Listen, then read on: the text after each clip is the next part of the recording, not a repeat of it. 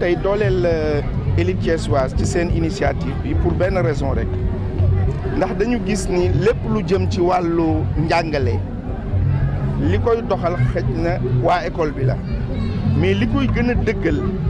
ci kër yi la kër yi nag ku ne xam na ni kenn amul moyen wu ñëpp amuñu moyen wu jël kuy jàngal seen doom donc ay gone bu ñu jëlee initiative bu mel nii muy waa élite thiessoise mënuñu def lu dul encourager ko teew jàpp ci ñu ciy profité nag di lancer appel au corps enseignant globalement ñu fexe ba li nga xamante ni moom la leen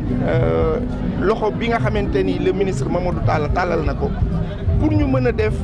une année scolaire bu stable bu amul benn problème ñu def ko nga xamante ni xale yi dinañu jàng parce que déjà li ñuy jàng doyul boo ci génnee ay grève day poser problème beneen élément bi mooy dinañu wax aussi lu ñu mën ci côté état ba engagement yi mu jël mu respecté ko parce que ñaar mënut a dox bu doxul dara réew du dox muy jàng ak wér gu yaram et je pense que ñun le mouvement loolu dafa nekk suñu préoccupation maintenant taxaw nañu fii bu ñu demee ci côté ministre aussi nañ ko encourager pour loolu mën a nekk. waaw bokk na suñu priorité parce que d'abord ci bourse yi nga xamante ni moom la ñuy joxe di ca daan ci dimbali xale yi 5 dernières années yi def nañ ko lu mel nii aussi daan nañ ko jéem parce que dañu gëm ni ñun mouvement citoyen lañu bu l'essentiel bu engagé woo rek dañuy taxaw mais li ma gëm mooy dina dëkk kenn mënu ko defar te jàngaloo nit ñi donc moo tax jàng ak faj dafa am solo loolu tax ñu am ci taxawaay am na ci leen li nga xamante ni dinañ ci taxaw parce que ñii suñuy doom lañu suñuy jarbaat lañu donc dañu gëm ni bu ñu leen ku leen jàppale ñun nga jàppale te ñun aussi gëm nañ ni suñu loxo du ci jóg. Oui, c'est Mohamed Massal Gueye, le coordinateur du mouvement des élites thiessoises. Élite thiessoise dafa nekk benn organisation boo xam ni dafa nekk pour promouvoir li nga xam ni mooy excellence ci Thiès dañ ko commencé Thiès mais incha allah am na ay représentants yoo xam ne dañu nekk Dakar ñoom la ñuy wax élite thiessoise / Dakar élite thiessoise / Saint-Louis élite thiessoise / Bambey. waaw cours de vacances bi ñu koy def amul woon tànneef dañoo jëloon communiqué bi rek lancé ko pour ñi nga xam ne bëgg nañu def cours ñu ngi ay vacances ñu ñëw def cours gratuitement. ñu def cours gratuitement il y avait ni l'inscription ni une mensualité ni rien dañ doon ñëw gratuitement pour jàng cours yi parce que bon gars yi gisoon nañ ni ñoom ñi ngi vacances defuñu dara pour ñu mën a ñëw jàppale élèves yi loolu la woon mais amul woon cible pour ñëpp la woon quoi. tey lañ doon distribuer fournitures yi ñu collecté parce que collecte la woon dafa am benn collecte boo xam ni comme daaw dañuy tijji benn collecte bu 15 jours desee ci cérémonie bi liñ fa dajale lépp ñu jël benn jour ni kat lii la ñu am nañ ko jox élèves yi ren gis nañ ni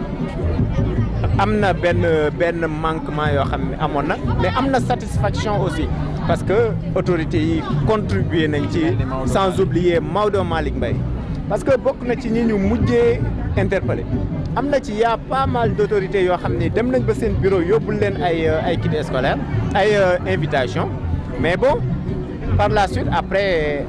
réponse boo xam ne c'est un peu réponse bu xaw a négative lañ ci am quoi. waaw am nañ ay projets yu bëri yoo xam dañ ko bëgg a def jagleel ko élèves yi dans le domaine de l'aviation dans le domaine de l'aéronautique pareillement am na ci yoo xam ne soumettre nañ ko parce que dañu nekk ci di sécuriser projet bi avant que ñu koy soumettre am na projet yu bëri dans le domaine de l'aviation et d'aéronautique pour que ñu mën a initier élèves yi durant l'année scolaire et aussi ñu préparer élèves yi ci grandes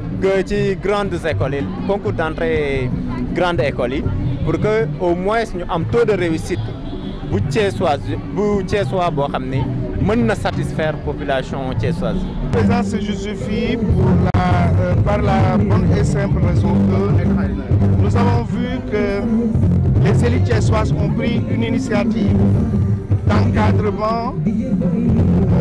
des élèves à tous les niveaux, de l'école primaire à la classe de terminale. Et nous estimons que c'est une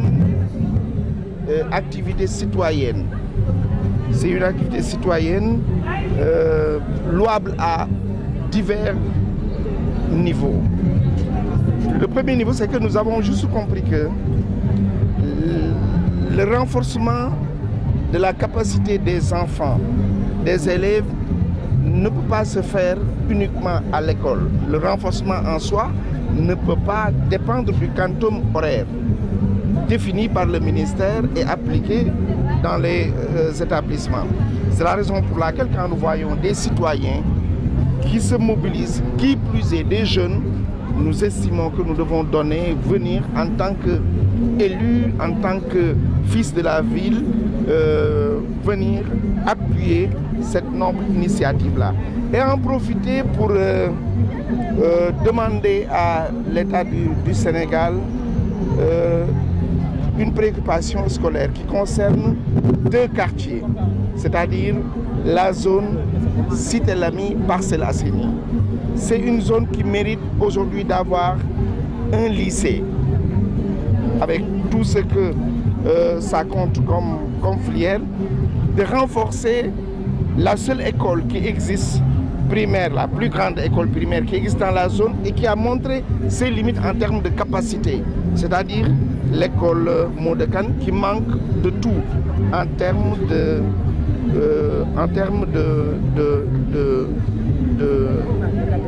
d'infrastructures adéquates pour l'accompagnement pédagogique et social des élèves. C'est la raison pour laquelle nous sommes là pour, comme je l'ai dit, encourager l'initiative prise et appeler toutes les bonnes volontés, le privé, le secteur privé, les hommes d'affaires, les hommes de culture, à comprendre que les enseignants constituent, comme je l'ai dit très souvent, une armée aux exploits quotidiens,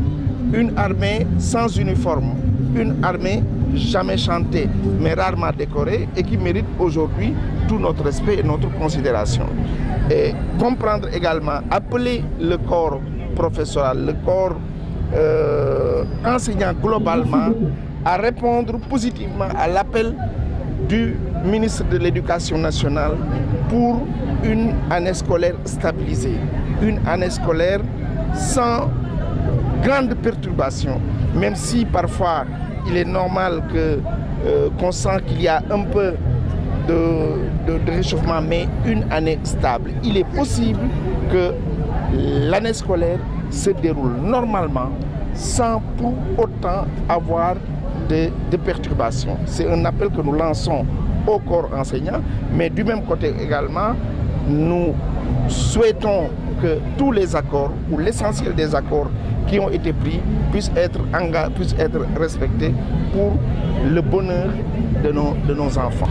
Mais naturellement, parce que vous savez, nous, on a juste compris que quand la cause est noble, nous nous engageons. Et aujourd'hui, la cause nous paraît noble